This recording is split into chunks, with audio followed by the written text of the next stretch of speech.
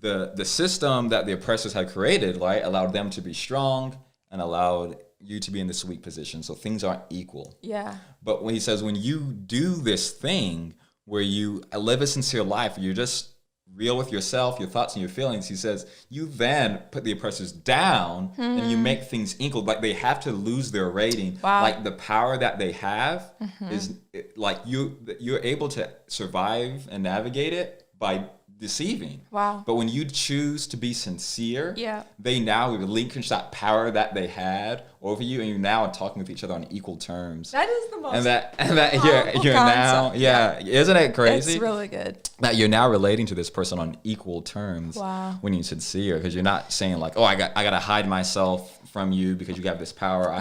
And which is his whole point that he got at in the last chapter when he talked about fear, is he was like, you're God's children. You have dignity. You have value. Yeah. And when you live a sincere life, it shows yourself that, oh, I do have dignity. I do have value. What I do feel, what I do think, what actually is happening to me, and how I'm interpreting what is happening to me is real and is my experience. And I'm able to talk about it because I have dignity. I have value. Yeah. What I feel and what I think matters. Yeah.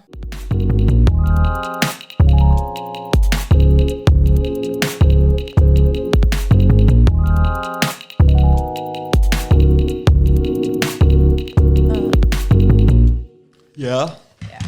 All right. So it's streaming. You always like me to move my thing over here towards you. Well, I just like it wherever we can look at each other. Yeah. It's funny, it gets stuck. The little suction cups under it get stuck, huh? All right. So my videos. Patreoners, we will be right with you. Is it recording? It's streaming, but I'm trying to get shareable link. So there could be somebody live who's just watching. Just so Patreon knows they can join us. Here.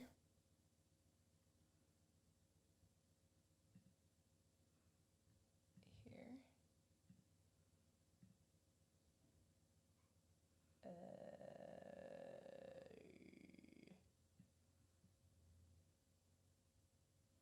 Let's see. It should be. So there could be somebody live who's just watching. Babe, this is just so wonderful. What's that? That we don't have to. Book club.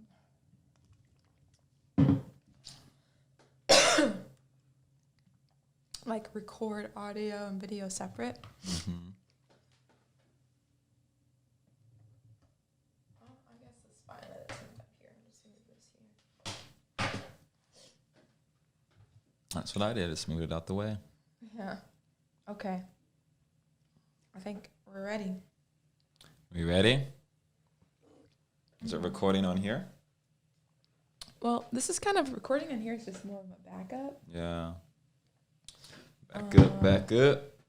Oh, let me grab a picture. I forgot to do this last time. Picture of what? Well, we don't actually need a picture. Actually, I do want a picture. You want to take it this way?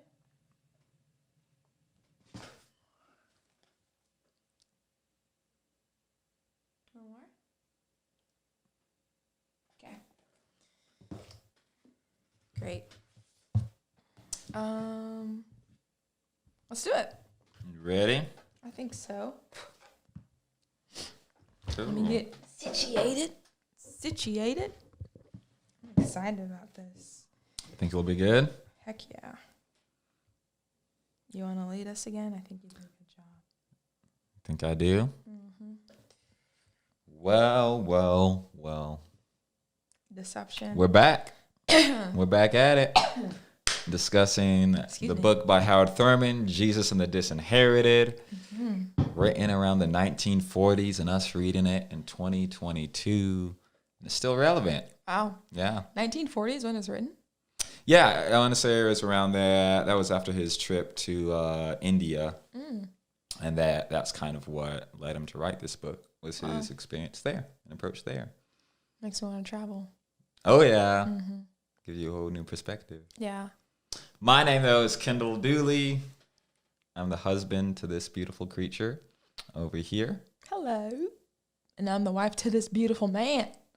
Oh, thanks, babe. You're welcome.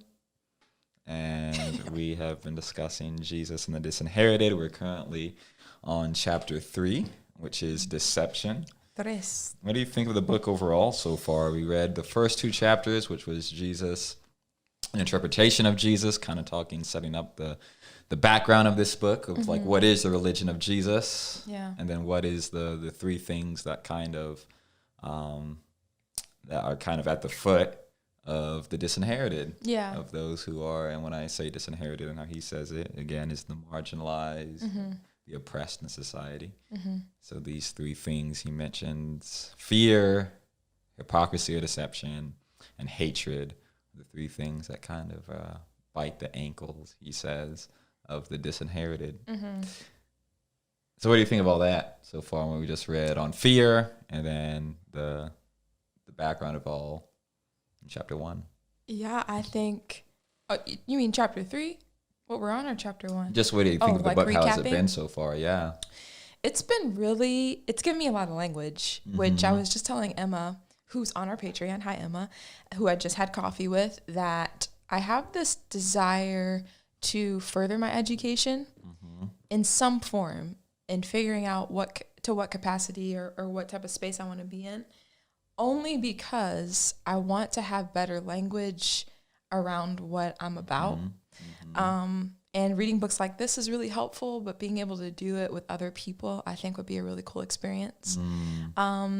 And that is essentially my answer to your question, because I feel like this book has given me a lot of language. Yeah. And as, quite honestly, because it's so academic, it's such an academic read, it's inspired me to want to be in that world a little more, to where I could read it without having to read it 5 or 6 times. Although I also think that might even just be how I learn, that it is sometimes difficult for me to grasp what he's saying. But I feel like if I exercise that muscle more, I'll be able to more quickly translate it to 3-year-olds, which is kind of like the culture of what I feel like is right now. And people communicate on a 3-year-old level, not to like diss our culture, but just because of the way everything is so easily accessible.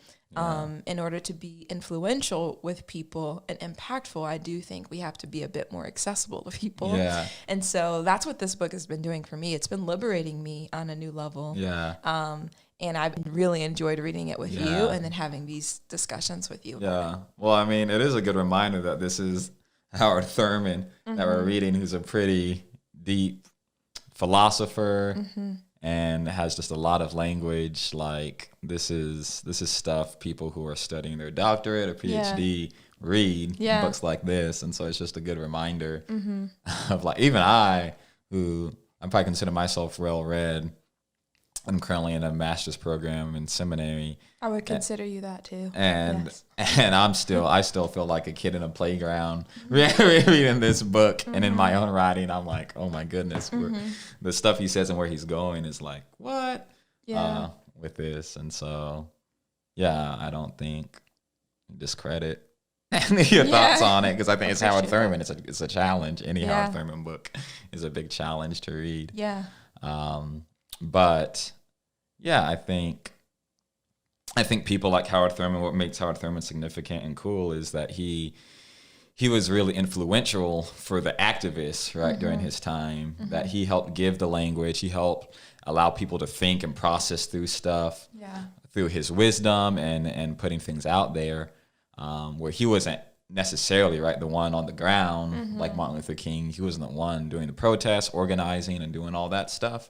He was more of just offering thoughts, and was kind of like allowed people to have a strong why behind what it is they were doing, which came from his academic knowledge. And so that's not everybody's calling, is to be in the academic space, and is to be that. Like, I know you talk about books that you've read. I like Soong-Chan Rah, Mark Charles' book that was kind of big and forming for you. Unsettling Truths. And it's like we just need people like that who are like writing the books or saying the stuff that then forms people to then be activists and go be about it. And I feel like I view you probably more as activists than that type of space.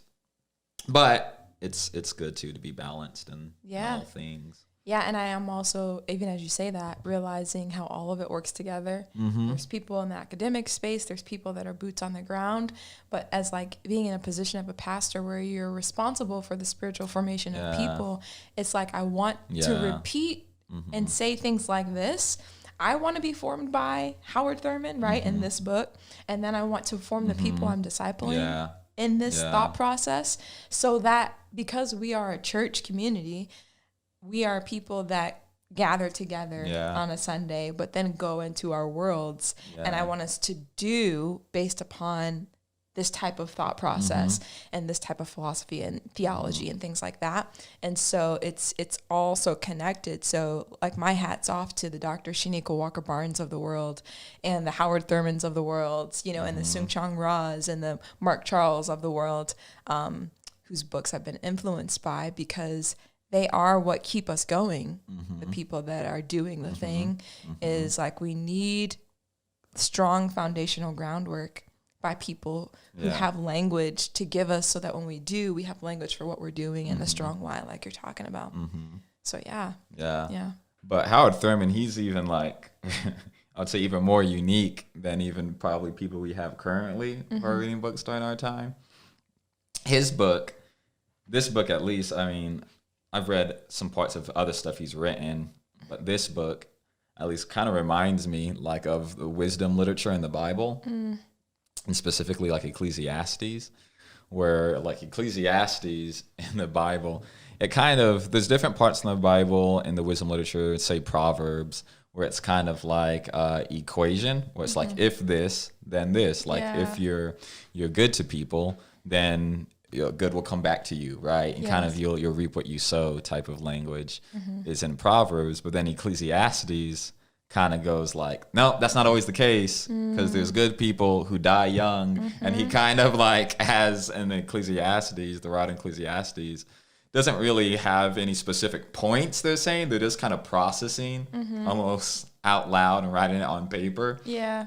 Because like the beginning of Ecclesiastes, he's saying like everything's meaningless, but then kind of goes on to say like, but there's a lot of good in eating with one another and drinking with one another and sitting at a table is joy there. And he says that in Ecclesiastes and kind of goes back and forth in these processes and these thinkings. Yeah. And he does get to some resolutions where he says, like the beginning of the Lord or the beginning of wisdom is fear of the Lord. So he does make some of these definitive statements throughout, but it's like you wouldn't really see what the person's about in the middle of the book. Yeah. Because you're like, wait, he's processing this stuff and this and that. Yeah. But it's like later towards the end, he kind of wraps everything up and kind of says what he's a little bit more thinking and trying to say, but still a little bit like if you catch it in the middle of his journey, you're like, whoa, what's going on? Yeah. Rather than the end. And I feel like Howard Thurman is like that. Yeah. And even in this chapter in Deception, chapter 3 that we just read,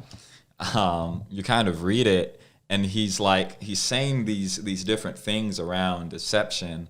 And you're like, okay, so is this good or is it a bad thing? But he kind of like doesn't answer that, but then just wraps and makes some definite statement at the end. Yeah. When talking about deception.